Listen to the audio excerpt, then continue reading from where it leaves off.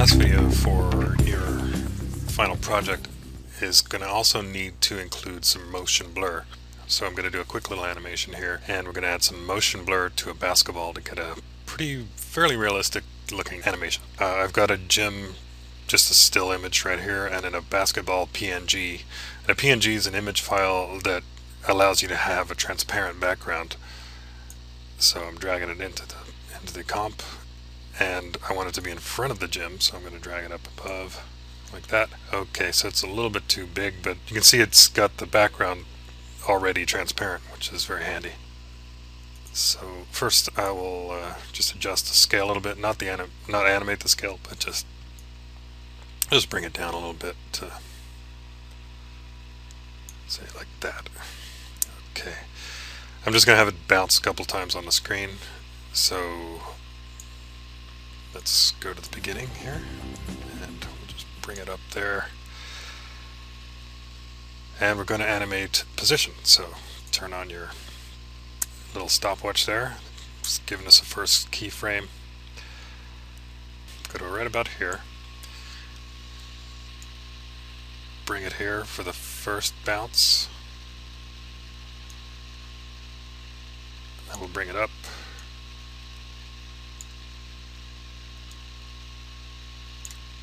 Back down for the second bounce.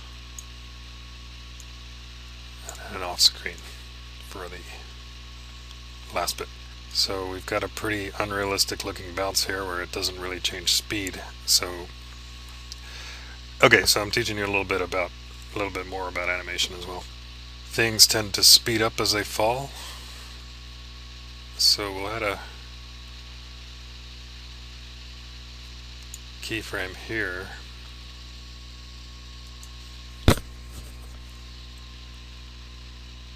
And then we're just going to drag it back a little bit. So, alright, so that keyframe, this keyframe here, needs to come over here so that time speeds up a little bit as it goes faster. And then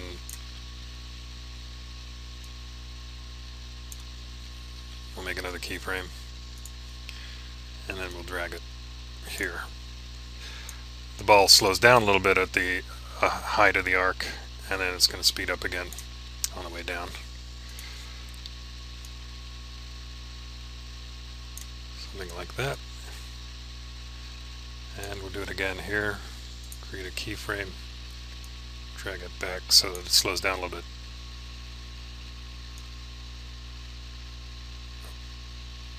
Alright, let's just watch that real quick. Alright, a little better.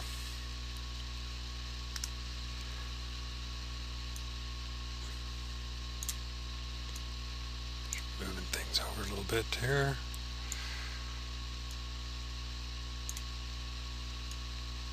Get a little bit more realistic looking arc.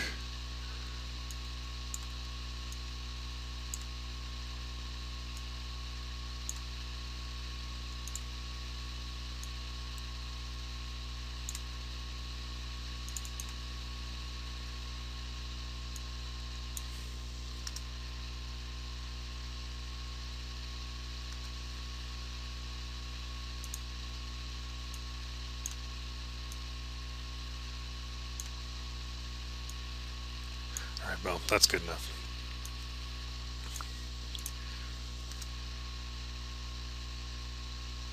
Okay, so it looks a little unrealistic because when things are in motion they tend to blur when it comes to film. But up here it's not moving very fast, it's moving faster down here, so we're going to have to animate our blur. Make sure you got your basketball selected or your object that you want to blur. And we're going to add an effect, which will be a directional blur. So go to blur and sharpen, down to directional blur, like that. And it's just like anything else, you can animate it. I'm going to twirl down our tools here. So we've got the direction of the blur and the length of the blur. So just to show you what that does, let's just pause it right here. So blur length is how far that blur is going to stretch. So we drag that out like that, and our direction is up and down. But you can see that's a pretty dramatic blur. That's at 57.6. That ought to work nicely for our motion, but it's not quite going the right direction. So we're also going to blur our direction. We'll start here, have our blur length. We're going to animate that. So we've created a blur length keyframe, and we're also going to animate direction. So we've added a direction keyframe. The direction's not quite right, so this goes kind of both ways. It doesn't really matter. As far as I know, it doesn't really matter whether it's there or there. But what I'm doing is I'm lining up this line more or less with the direction the ball is traveling along this line. So kind of angle it about like that.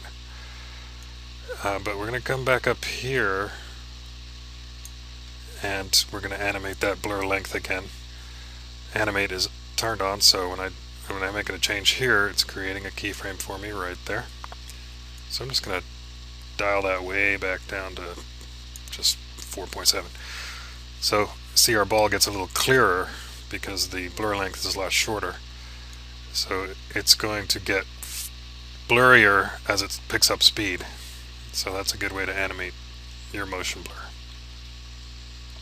So from almost no blur to a pretty serious blur as it's moving, and then we'll stop right here and we'll drop that back down. I don't think we want to go completely without a blur, but less of a blur, since it's about to stop and change direction. Then we'll go back to here and we'll animate that length back up to the 50-ish range. But we've got to remember to adjust our direction as well, so we'll spin that over to there so that this line is more or less lined up with the directions going there. And let's go back down to our... Yeah, we don't need to change our direction really, because we've brought the blur length down so low it's not really going to be visible. And then we go up to the top here. We'll take our blur length, well, let's get to about there. Okay, we'll take our blur length back down a little bit, and then at the top of the bounce we'll drop it way down so it's just barely there. So our blur is working pretty well, I think. Okay, I'm going to start picking up a little speed here, so we'll go up to the 20s maybe. Adjust our direction as well. And it's going to be going pretty fast by the time it gets to here.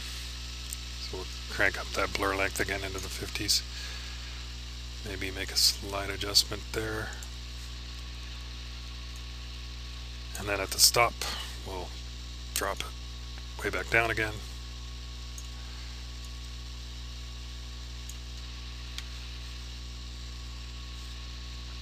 And then back up to high speed into the 50s or so.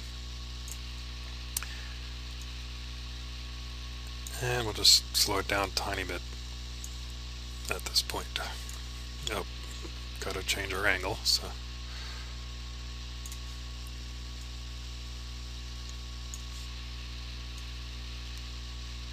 And I think that ought to work pretty well. So let's preview it. Not too bad. That'd be fun to animate a shadow in there too, since it would definitely cast a shadow, and you know, you'd put your shadow in right about there. Which you could do with a simple blurred out black circle. Squish it, put it right there, and then make it a little bit transparent, and you'll have a pretty good looking shadow. In fact, let's go ahead and do that just to do things right. To have a little bit more fun with blur and stuff like that. We'll go ahead and add a shadow. So I'm gonna take our little basketball over here and stop it right at the point where it's supposedly hitting the ground. Obviously this is not quite to scale. This is probably a really big basketball, but whatever. This is just for demonstration. Next, we're gonna create a shape layer. Click on that ellipse tool, by the way. Just hold it down to change to ellipse if you need to. It may have been on rectangle or something else. So, and change your fill to, well, we're gonna go with black. And no stroke, so just drag that to 0 for the stroke, and then we're just going to draw it on here like this. Do it about the same width as the basketball, maybe a tiny bit bigger, and then squish it like that. Then make sure you get to your selection tool, because you don't want to draw another one, you just want one. And we're going to put that right about there. And that shadow needs to be behind the basketball, so we're going to drag the shape layer by the word shape layer. Mouse over that, hit enter, and then type to give it a name, and then enter again. Where did oh, I dragged it too far down. I dragged it below the gem, so now you can't see it. So we're going to bring it right up there. There we go. Well, that's a shadow. It's kind of unrealistic looking because it's too dark and it's too sharp. So if you click off it, you can see that looks like a comic book hole in the ground. So let's make this look a little bit more realistic. So we'll add a blur. So make sure you got shadow selected. And effect, blur and sharpen, and this time we'll just do a basic Gaussian blur. Twirl down effects, twirl down Gaussian blur, and don't need to mess with dimensions, but we're going to change the blurriness and just drag on that. It's probably going to be pretty blurry in a brightly lit room, so we'll go like that. Do it 30 sets. Go ahead and call it 45. It's a little bit too dark still, so we'll go to the transform and just turn that opacity down. We're not animating the opacity, we're just going to turn it. Actually, we probably do want to animate the opacity to be realistic.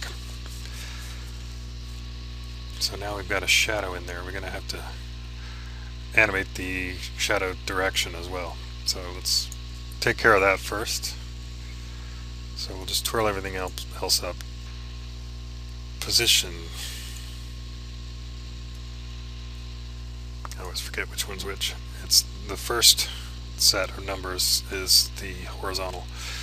So we'll drag that. We're just going to move it underneath that basketball. So turn on animation. Let's move it forward a little bit to about the point where the ball hits, and then we'll drag our little shadow over. In your projects, you can do whatever you want to add your motion blur. Don't feel like you need to put a basketball in. You can do anything you like. And again, oops, we're dragging just that first number coordinates horizontally, and then we'll just go ahead and go to the end. Most important thing is that shadow be in the right place, especially where it hits the ground. So now our shadow kind of follows it. It's not it's not perfect, but also that shadow would practically disappear by the time the ball bounces up in the air. So we're going to animate the opacity of the shadow as well. We want it about like it is for there and there, but when it's in the air, we're going to take that opacity down. Click on opacity to animate it. Remember, we were about 79, call it 80% at the ground level, so we're just going to take it down to almost invisible, 31. And bring it over to our point where it hits. Drag that back up to, call it 80. Go to the high point, and we'll drag that back down to something like 30.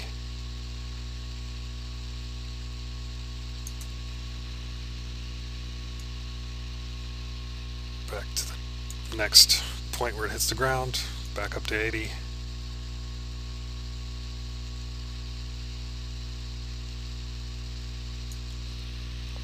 And off the screen. And we'll just, let's take it down to say 20% at this point. Okay, so now we're going to click off it just to see it a bit more clearly.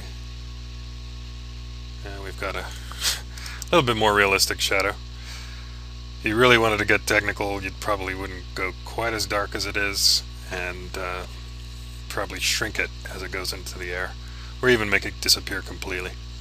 But anyway, that's a little bit more realistic. And if you wanted to really show some animation chops, you would do a little squash and stretch, which is one of the fundamental rules of animation. So at this point, the ball would actually squish a little bit, as basketballs do. They would stretch, so it would probably shrink a little bit like that, but we don't need to do that for this purpose. So there's our little bit more realistic. I mean, obviously the ball would need to spin as well, but basketballs don't tend to stay in one position like that. But this is giving you an idea of what you can do with motion blur. Thanks for watching, and I hope you've enjoyed the class, and hope to see you in one of my other courses. Have a great end of semester. Take care. Bye.